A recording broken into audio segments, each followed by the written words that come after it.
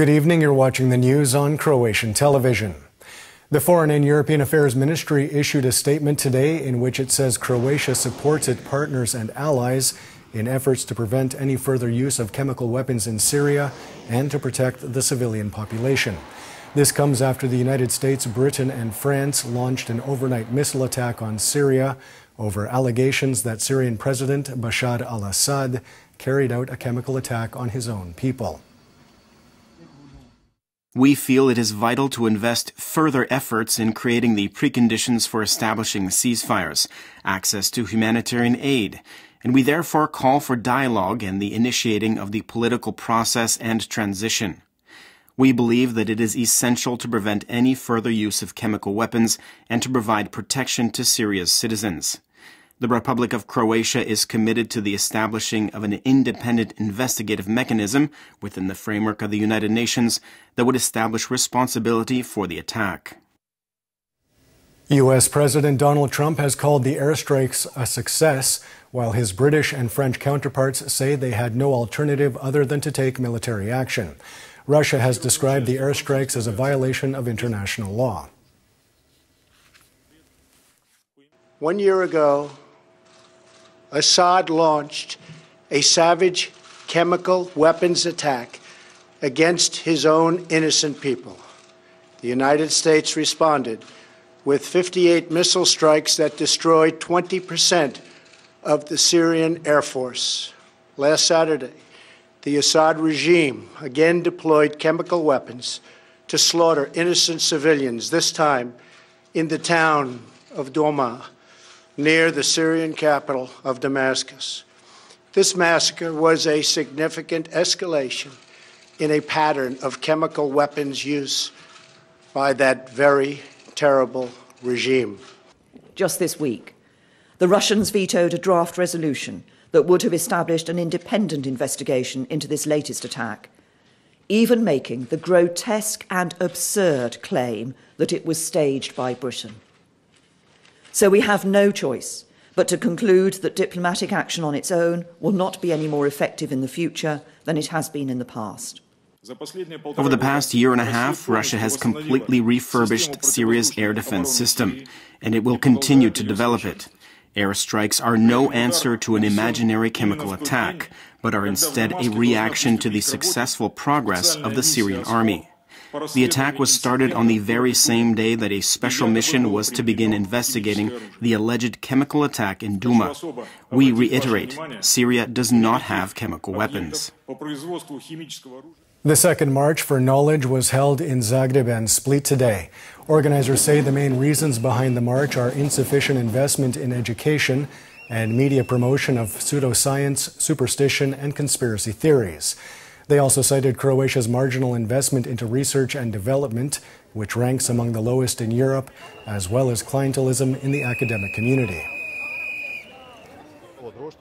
This society, this country, is not setting aside nearly anything for upbringing, education, science, and culture. And these are precisely the areas that can pull the country out of the mire it is currently in. So long as investment into science is considered an expense and not an investment in the future, we will continue to have problems in scientific fields. Meanwhile, Ivan Vrdoljak, the chairman of the HNS, a junior member of the coalition government, held a press conference today at which he said that his party is not abandoning its promise to introduce education reforms. Education reform was one of the key issues for the HNS joining the HDZ-led government. Vrdoljak said that after 9 months in government, he believes the decision to join the HDZ has proven to be a good one. Had we not assumed responsibility and decided to join the government, today we would have Agricor in bankruptcy and the loss of 30,000 jobs.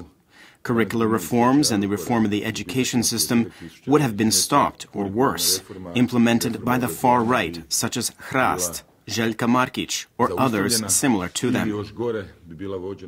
The leadership of the Association of Citizens with Blocked Bank Accounts today presented an analysis of official data which they feel exposes the political goal of destroying entrepreneurship and reducing citizens to absolute poverty. The group says that over the past 8 years, Croatian governments have implemented a corrupt form of governance. The Blocked Association calls on all like-minded organizations to join us in organizing a massive peaceful protest that will symbolically mark the beginning of a new Croatian spring and a new sense of pride among those of us who have understood the game being played by the HDZ and SDP and no longer acquiesce to their incompetent control over this game. Representatives of protesters from Slavonski Brod who warned of the problem of air and water pollution in their city on St. Mark's Square in Zagreb today were received by Prime Minister Andrej Plenković. Also attending the meeting were Environment and Energy Minister Tomislav Ćorić and Health Minister Milan Kujundžić. According to the protesters, government is expected to respond to their demands next week. The process of switching the refinery in Bosanski Brod has been reduced to a crawl due to this situation, meaning the incident with the pipeline, and they inform us that the process will resume when the situation is resolved.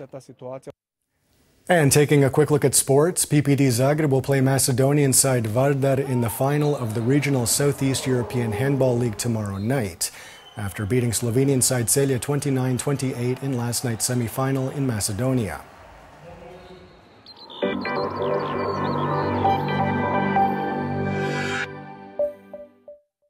And now the forecast for tomorrow. Gradual cloud development will bring with it some rain, primarily on the northern and central parts of the coast and in Gorski Kotar.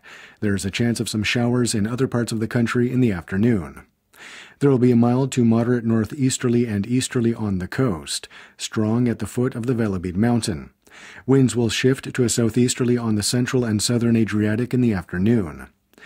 Morning lows of 8 to 13 degrees Celsius inland, 12 to 16 on the coast, will give way to highs of 21 to 26 degrees, slightly cooler in mountainous regions. The 3-day forecast for the interior calls for variable cloud cover with sunny spells. Expect intermittent rain and a chance of thunderstorms on Tuesday. Moderate northerly and northeasterly winds will result in lower daily temperatures. The coast will see variable weather, but with more sunny spells than the interior and less chance of rain. A moderate to strong southeasterly will shift to a northwesterly and then a northeasterly on Wednesday. Temperatures will remain the same.